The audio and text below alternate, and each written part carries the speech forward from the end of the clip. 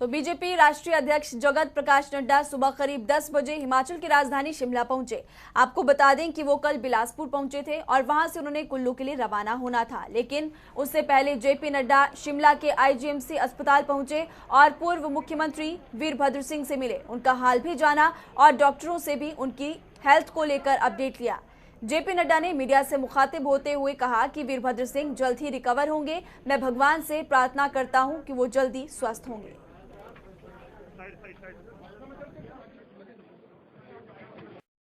और जब मैं हिमाचल आया तो मुझे इस बात की जानकारी थी कि वीरभद्र जी काफी समय से आईजीएमसी में भर्ती हैं और उनका स्वास्थ्य थोड़ा नासाज है, तो उनको देखने के लिए मैं आया। जयराम जी मेरे साथ हैं, उनके परिवार के लोगों से मुलाकात हुई।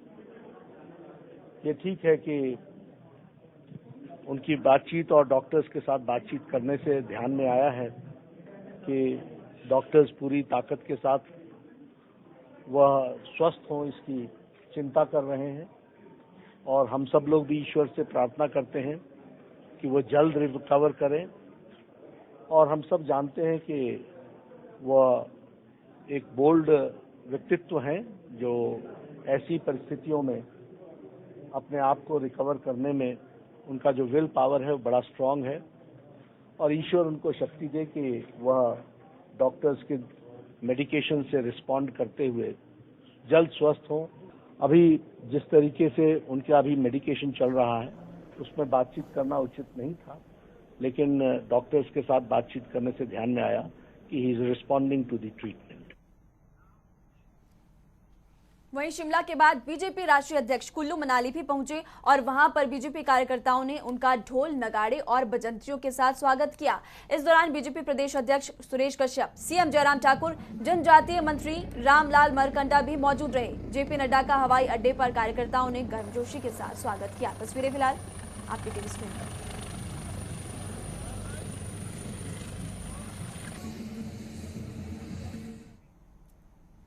तो आपको बता दें कि इसके बाद जेपी नड्डा ने अटल रोहतांग टनल का निरीक्षण किया। इस बाबत जो तस्वीरें मनाली से सामने आई वो फिलहाल आपको दिखा रहे हैं। आपको बता दें कि अटल रोहतांग टनल के इस निरीक्षण में नड्डा के साथ सीएम जयराम ठाकुर भी मौजूद रहे।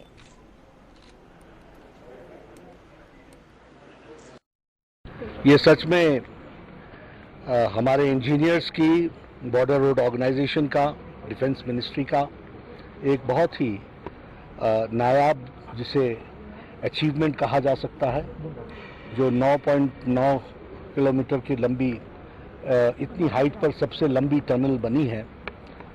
इस अचीवमेंट को देखने का मुझे आज सौभाग्य मिलेगा।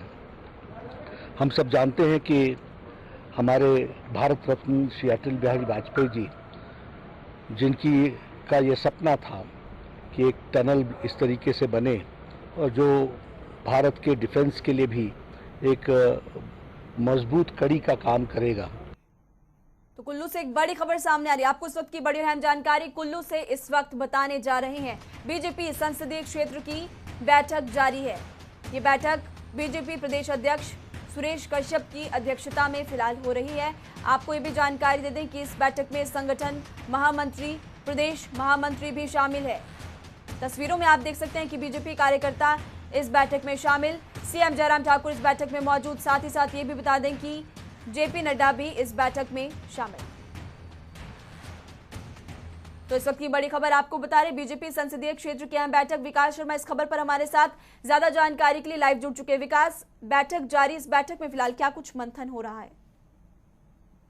बिल्कुल, देखिए जैसे कि आप ये जेपी नड्डा पिछले कल जो है बिलासपुर पहुंचे थे और इसी मायनों में अहम है उनका हिमाचल दौरा माना जा रहा है। इसी कड़ी आज कुल्लू में उनका कार्यक्रम है और जो बैठक है वो करीब 1 घंटे और मंथन होगा। इस चीज के ऊपर चर्चा लाजमी कि अब प्रत्याशी जो है वो क्या रहने वाले हैं, कौन कौन लोग हैं। तो ठीक पहले संगठन की अपनी एक बैठक लेंगे जिसमें मुख्यमंत्री रहेंगे। कार्यक्रम में जो प्रदेश अध्यक्ष है सुरेश कश्यप महामंत्री हैं, संगठन महामंत्री हैं, ये तमाम लोग बैठक में मौजूद हैं। लेकिन समझना बहुत जरूरी होगा महिमा कि देखिए हिमाचल प्रदेश में 3 चुनाव है, 20 संसदीय क्षेत्र है जिसमें 17 विधानसभा क्षेत्र जो है वो आते हैं। और ऐसे में 17 विधानसभा क्षेत्र के जो प्रतिनिधि होंगे, जो बीजेपी के विधायक होंगे, वो खास तौर पर यहाँ पर मौजूद रहेंगे। इसके अलावा जो पदाधिकारी हैं पार्टी के, वो सभी मौजूद रहेंगे। पार्टी में संगठन को लेकर और राज्य सरकार के जो तालमेल है, इसको लेकर चर्चा जो है वो यहाँ पर जरूर होगी कि किस तरह का संगठन का और सरकार का तालमेल रहा है और किस तरह से जो केंद्र सरकार और राज्य सरकार की जो नीतियां हैं उनको जनता तक पहुंचाना है। क्योंकि आगामी चुनाव हैं और चुनावों में विधानसभा के 2 चुनाव हैं। सबसे पहले जो फतेहपुर का चुनाव है वो होना है, उपचुनाव जो है वो होना है। इसके अलावा जुब्बल कोटखाई का उपचुनाव जो है वो भी होना है। तो 2 विधानसभा के उपचुनाव हैं और इसके साथ साथ मंडी संसदीय क्षेत्र का जो चुनाव है। तो इन तमाम जो उपचुनाव हुए हैं, इनको लेकर रणनीति किस तरह से रहनी चाहिए, किस तरह से राज्य सरकार ने जो हाल ही में जो काम हुए हैं, क्योंकि कोरोना काल में बहुत क्षति जो है वो अर्थव्यवस्था को खास तौर पर हुई है और ऐसे में अर्थव्यवस्था को लेकर किस तरह से वापसी करनी है और किस तरह से जनता के बीच में जाना है, क्या काम जो है वो जयराम सरकार के यहाँ पर हुए हैं, किस तरह से तालमेल बिठाया जा रहा है। वहीं चर्चा इस बात को लेकर भी जरूर होगी जो बीजेपी के नेताओं की आपसी खींचतान है, उसको किस तरह से कंट्रोल किया जाए। तो कई मुद्दों को लेकर इस बैठक में फिलहाल मंथन जारी है। विकास, आप हमारे साथ बने रहे। तो बीजेपी संसदीय क्षेत्र की बैठक फिलहाल जारी। इसी बीच एक और बड़ी खबर अब आपको बताने जा रही, इस वक्त की बड़ी और अहम जानकारी धर्मशाला से सामने आ रही है। 10वीं के परिणाम से जुड़ी हुई इस वक्त की बड़ी खबर आपके टीवी स्क्रीन पर। आज 10वीं की परीक्षा का परिणाम आना था, लेकिन एचपी स्कूल शिक्षा बोर्ड ने एक बड़ा फैसला लिया और परीक्षा परिणाम को अनिश्चितकाल के लिए फिलहाल स्थगित कर दिया। विकास शर्मा हमारे साथ लगातार बने हुए हैं। सर विकास, क्यों आखिर ये फैसला किया गया, इसके पीछे की वजह क्या और आगे अब क्या कुछ फैसला उठाया जाएगा बोर्ड की तरफ से? बिल्कुल, देखिए पिछले साल जो है वो 10वीं कक्षा का रिजल्ट जो है वो घोषित किया गया था, परिणाम घोषित किए गए थे और जो आज की अगर बात करें तो अब कयास यही लगाए जा रहे थे। पिछले कल से ये खबरें सामने आ रही थी कि आज 10वीं का रिजल्ट जो है वो यहाँ पर घोषित किया जा सकता है, लेकिन इन तमाम चर्चाओं के ऊपर अब विराम लग चुका है। जो अध्यक्ष हैं हिमाचल प्रदेश स्कूल शिक्षा बोर्ड के जो अध्यक्ष हैं डॉक्टर सोनी, उनका साफ तौर पर कहना है कि अभी एक केस पंजाब हरियाणा हाईकोर्ट में चल रहा है जो कि इसी से संबंधित है, 10वीं के परिणाम से संबंधित है। ऐसे में अभी परिणाम जो है वो घोषित नहीं किया जा सकता। हालांकि जो ये परिणाम है जो निकाले जा रहे हैं, जो रिजल्ट्स निकाले जा रहे हैं, इनको इंटरनल असेसमेंट के हिसाब से जो है इनको बनाया गया है और ऐसे में चर्चाएं बहुत लंबी थी कि अब किस तरह से जो छात्रों को रियायत यहाँ पर मिली जा सकती है, क्योंकि पिछले दिनों हमने देखा कि प्रमोट जो है वो बहुत से छात्रों को किया गया है। ऐसे में इन छात्रों को भी प्रमोट कर दिया गया है, लेकिन इनके जो परिणाम है वो घोषित करने ही होंगे।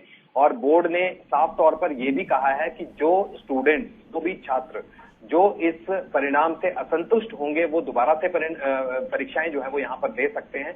इसके लिए भी प्रावधान यहाँ पर रखा गया है और यही नहीं, ये भी साफ तौर पर कहा गया है कि जो मूल्यांकन इनका होगा इंटरनल असेसमेंट के आधार पर जो है इनका मूल्यांकन जो है वो यहाँ पर किया गया और इसी हिसाब से रिजल्ट जो है वो यहाँ पर बनाए गए हैं। लेकिन अब अधर में जो है वो कहीं ना कहीं अब ये बोर्ड भी है और वहीं जिस तरह से पंजाब हरियाणा हाईकोर्ट में जो है वो मामला चल रहा है, तो अभी इंतजार इसी बात का किया जा रहा है कि वहां से कोई फैसला आए। फैसला आने के बाद अब आगे किस तरह से मूल्यांकन जो है वो जो किया गया है और किस तरह से परिणाम को जो है वो घोषित करना है, इसके ऊपर चर्चा जो है कुछ दिन बाद होगी। जी, तो कुछ दिन बाद होगी। फिलहाल के लिए जो एग्जाम्स के परिणाम आने वाले थे उनको स्थगित किया गया। विकास, शुक्रिया इस तमाम जानकारी के लिए। तो हिमाचल प्रदेश स्कूल शिक्षा बोर्ड की तरफ से बड़ा फैसला किया गया और फिलहाल परीक्षा के परिणाम को रद्द करने का फैसला आपको बता दें कि बोर्ड की तरफ से लिया गया है।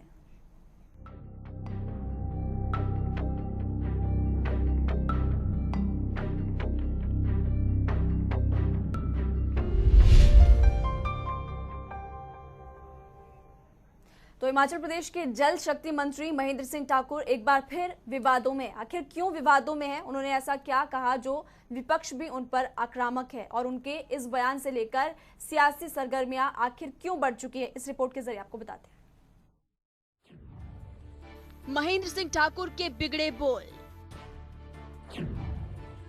शिक्षकों पर ठाकुर की चुटकी, शिक्षकों के बयान पर गरमाई राजनीति, विक्रमादित्य वर्सेस महेंद्र सिंह ठाकुर। हिमाचल प्रदेश के जल शक्ति मंत्री महेंद्र सिंह ठाकुर के बोल एक बार फिर से बिगड़ते हुए नजर आए। इस बार उन्होंने विपक्ष या किसी प्रशासनिक अधिकारी को नहीं लताड़ा, बल्कि प्रदेश के शिक्षकों की खिल्ली उड़ाई है। सबसे पहले सुनिए बंजार में हुई जनसभा के दौरान महेंद्र सिंह ठाकुर ने क्या कुछ कहा। तो सुना आपने, जल शक्ति मंत्री का कहना है कि कोविड काल में मास्टरों ने खूब मजे किए। पता नहीं उन्होंने क्या काम किया, ये तो ईश्वर ही जाने। यही कारण है कि सोशल मीडिया पर ये वीडियो खूब वायरल हो रहा है और विपक्ष तो इसको लेकर महेंद्र सिंह ठाकुर पर निशाना साध ही रहा है, लेकिन सोशल मीडिया पर मंत्री जी को जमकर ट्रोल भी किया जा रहा है। इस बयान पर शिमला ग्रामीण के विधायक विक्रमादित्य सिंह ने ठाकुर की कड़े शब्दों में निंदा की है। विक्रमादित्य सिंह ने कहा कि कोविड काल के बीच शिक्षकों ने काम किया है, लेकिन महेंद्र सिंह ठाकुर की ओर से शिक्षकों पर इस तरह का बयान निंदनीय है। कुल्लू में हिमाचल प्रदेश के जल शक्ति मंत्री महेंद्र सिंह ठाकुर की ओर से शिक्षकों पर दिए गए बयान पर सियासी घमासान छिड़ चुका है। विपक्ष तो इसको लेकर जमकर राजनीति कर ही रहा है, लेकिन राजकीय प्राथमिक संघ कुल्लू ने भी इस पर कड़ी आपत्ति जताई है। अब देखना ये होगा कि महेंद्र सिंह ठाकुर के इस बयान से कितना बवाल प्रदेश में मचता है और वो इस पर क्या कहते हैं। जनता टीवी के लिए कुल्लू से मनविंदर अरोड़ा और शिमला से विकास शर्मा की रिपोर्ट।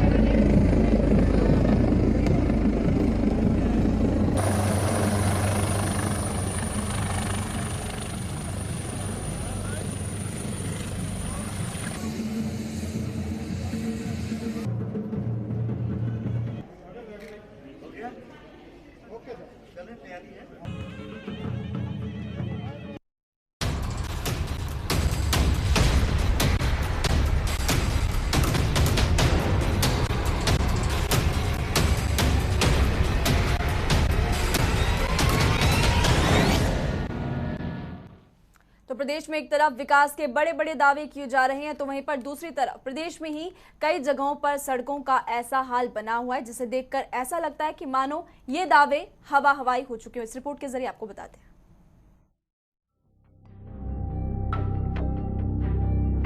कहीं सड़कों पर गड्ढे तो कहीं गड्ढों में भरा पानी। ये तस्वीरें हैं सिरमौर के पौंटा साहिब की, जहां आज भी सड़कें बदहाली के आंसू रो रही हैं, जिसकी वजह से सड़कें जरा सी बारिश के बाद तालाब में तब्दील हो जाती हैं। वहीं आए दिन यहाँ हो रहे एक्सीडेंट्स में लोग जान गंवा रही हैं। बावजूद इसके शासन प्रशासन मौन बना बैठा है। एक बार फिर देखिए कि कैसे सड़कों पर पड़े गड्ढों की वजह से यहाँ से गुजरने वाले लोगों को अपनी जान हथेली पर लेकर गुजरना पड़ रहा है। वहीं क्षेत्र के लोगों का इन बदहाल हो चुकी सड़कों को लेकर क्या कुछ कहना है, आप खुद सुनिए। कि सड़क में गड्ढे हैं, गड्ढों में यह सड़क है और आम जनमानस का चलना मुश्किल हो रहा है। करोड़ों रुपए के बजट आ रहे हैं, लेकिन पता नहीं चल रहा है वो बजट जा कहाँ रहे हैं। आज सड़कों की दुर्दशा बहुत बुरी है और सड़कें हमारी बिल्कुल ठीक नहीं है। ना सही तरीके से इसकी मेंटेनेंस हो रही है, बस झूठे पे वादे, झूठी कोरी घोषणाएं हैं। बहुत दुर्दशा खराब है, कभी भी हादसा हो सकता है। गड्ढे इतने हैं, जाम इतना हो रहा है कि मतलब से हम बात करें, अभी जो 11 लोग जो वहाँ पे डेथ होने का कारण था वो यही था कि रोड की दशा ठीक नहीं थी। और दूसरी बात, उसमें कहीं ब्लैक स्पॉट नहीं है, कहीं ना कहीं बड़ा हादसा रुक जाता। अब बेचारे जिनके चिराग बुझ गए हैं, कम से कम 10-11 लोगों की मौत हो गई। कारण ये कि सड़क की दुर्दशा ठीक नहीं है। हालांकि जमीनी हकीकत से कोसों दूर प्रशासन के अलग ही दावे हैं। सड़कों पर बड़े बड़े गड्ढे, लोगों को हो रही परेशानी, अब तक हो चुके कई हादसे। लोगों का आरोप, सड़कों का निर्माण घटिया सामग्री के इस्तेमाल से हुआ। पौंटा एसडीएम ने सभी विभागों को दिए आदेश। नगर परिषद द्वारा 4 करोड़ से अधिक की लागत से तैयार की जा रही सड़कें। वार्ड नंबर 6, 12, 5 में टाइल बिछाने का कार्य पूरा। नेशनल हाईवे के लिए रखा 1352 करोड़ रुपए का बजट। पोंटा सब डिवीजन के अंतर्गत 100 करोड़ से अधिक की लागत से बन रही सड़कें। लाई रोड है जो कि अभी एनएच के अंदर है, मॉर्थ के अंदर, मिनिस्ट्री के अंदर, उसमें जो गड्ढे पड़े हुए थे उनमें एग्रीगेट भर के और उसमें भी जो है गड्ढे जो है सारे भर दिए गए हैं। और फिर जो बांगन चौक से जो आंज भोज की तरफ और डाक पत्थर की तरफ जो सड़क थी उसका कार्य भी अभी गत दिनों में कंप्लीट कर दिया गया है। और सतौन से रेणुका का जो है कार्य, उसके बारे में ज्ञापन प्राप्त हुआ था, तो वो पीडब्ल्यूडी का काम जो है वहां पे भी लगा दिया गया है और पीडब्ल्यूडी का काम वहां पे प्रोग्रेस में है। वहीं नगर परिषद कार्यकारी अधिकारी का कहना है कि नगर परिषद की सभी सड़कों को चाक चौबंद बनाने के लिए टेंडर प्रक्रिया पूरी हो चुकी है और कार्य शुरू कर दिए गए हैं। जो सड़कों का निर्माण है, आज अब हमने ब्लैक टॉप तो बंद कर दिया है, हमने सीमेंट के जो टाइल्स है वो लगा के बना रहे हैं। तो लगभग 4 से 5 करोड़ के बीच में हमारे सड़कों पे खर्च हो चुका है। सड़कें बहुत सारे हमने बनाए हैं। विकास के नाम पर भले ही करोड़ों रुपए खर्च किए जाते हों, लेकिन जमीनी हकीकत की तस्वीरें इस बात की तस्दीक करती हैं कि विकास के नाम पर किए गए सारे दावे भी इन सड़कों पर पड़े गड्ढों की तरह ही खोखले हैं। जनता टीवी के लिए सिरमौर से रोबिन शर्मा की रिपोर्ट। तो रॉबिन शर्मा इस खबर पर हमारे साथ ज्यादा जानकारी के लिए फोन लाइन पर जुड़े हुए हैं। रॉबिन, कई लोगों की हादसे के कारण मौत हो चुकी है, विभाग की तरफ से अब क्या कुछ कदम उठाए जा रहे हैं? जी बताना चाहूंगा कि पोंटा साहिब की सड़कों की बात की जाए तो यहाँ पर सड़कें कम और गड्ढे ज्यादा नजर आ रहे हैं। यहाँ पर लोगों को रोजाना आवाजाही करने में परेशानियां हो रही है। अगर प्रशासन की बात की जाए तो प्रशासन हमेशा दावे करते हैं कि यहाँ पर जो सड़कें हैं दुरुस्त की जाएगी, लेकिन अगर देहातों की बात की जाए तो आज भी जो तस्वीरों में दिख रहा है सच्चाई यही वो तस्वीरों में। जी तो बड़े बड़े दावे प्रशासन की तरफ से किए जाते हैं लेकिन कोई कदम फिलहाल नहीं उठाया जाता। रॉबिन, शुक्रिया इस तमाम जानकारी के लिए। तो पांवटा साहिब से तस्वीरें भी फिलहाल आपको दिखाई, सड़कों के हाल बेहाल है।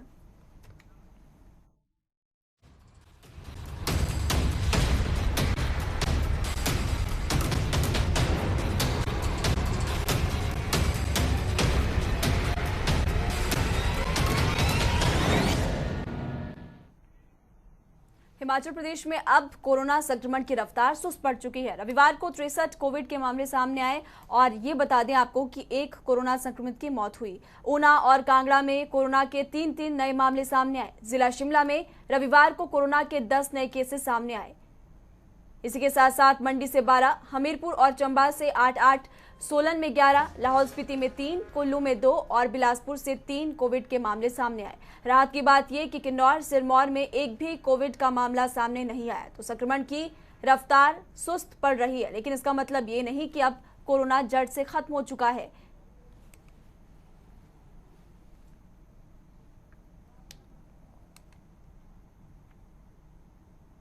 हिमाचल प्रदेश में पल पल में मौसम बदल रहा है। मौसम विभाग की माने तो राज्य में आगामी 2 दिनों के दौरान भी मॉनसून कम ही सक्रिय रहेगा। हालांकि प्रदेश में 7 और 8 जुलाई को भारी बारिश और तूफान चलने का अलर्ट भी जारी किया गया है। प्रदेश में 10 जुलाई तक मौसम खराब बना रहेगा। रविवार को सोलन, कांगड़ा, चंबा, डलहौजी और केलांग को छोड़कर हिमाचल के बाकी जगहों में तापमान में गिरावट आंकी गई। मौसम विभाग के निदेशक की तरफ से कहा गया है कि आगामी 2 दिनों के दौरान 1-2 स्थानों पर बारिश होगी, जबकि 7 और 8 जुलाई को प्रदेश में बारिश होगी।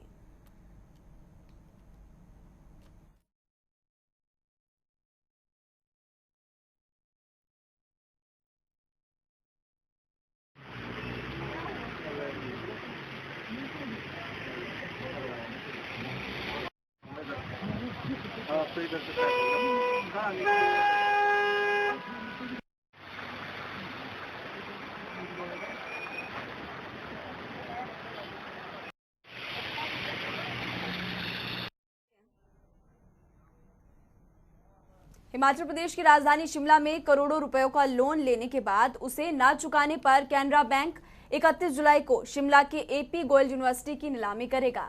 ऑनलाइन होने वाली इस नीलामी के लिए बैंक के प्राधिकृत अधिकारी ने नीलामी का नोटिस जारी किया है। आपको बता दें कि बैंक ने यह कवायद विश्वविद्यालय का संचालन करने वाले एपी गोयल यूनिवर्सिटी ट्रस्ट के दिल्ली निवासी ट्रस्टियों को करोड़ों का लोन लेकर ना चुकाने पर शुरू किया। नोटिस के तहत आपको बता दें कि bank Mehli Shoghi bypass road पर स्थित कई हेक्टेयर जमीन पर बने विश्वविद्यालय के मुख्य कैंपस और उसके आसपास की विश्वविद्यालय की ट्रस्ट की जमीन को नीलाम करेगा। इसके लिए आरक्षित राशि 128 करोड़ रुपए रखी गई है, जबकि जमा धरोहर राशि 12 करोड़ 50 लाख निर्धारित की गई है। गौर रहे कि बैंक ने पहले ट्रस्ट को 60 दिन के अंदर बैंक का बकाया 39 करोड़ 21 लाख 50 हजार 736 रुपए और उस पर लगने वाला ब्याज भरने को कहा था। ट्रस्ट इस रकम को अदा नहीं कर पाया, जिस कारण यह फैसला किया गया।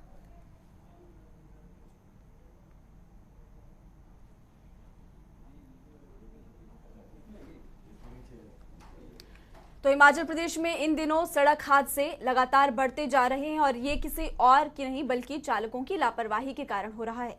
ताजा मामला मंडी जिले से सामने आया। दरअसल तेल से भरे टैंकर ने पहले बाइक चालक को टक्कर मारी और फिर कुछ दूरी पर नेरचौक ऊना हाईवे पर दुर्घटनाग्रस्त भी हो गया। हैरत की बात तो ये कि टैंकर चालक टक्कर मारने के बाद भाग रहा था, जिसके कारण टैंकर अनियंत्रित हो गया। फिलहाल पुलिस ने सूचना के आधार पर इस पूरे मामले की जांच शुरू की।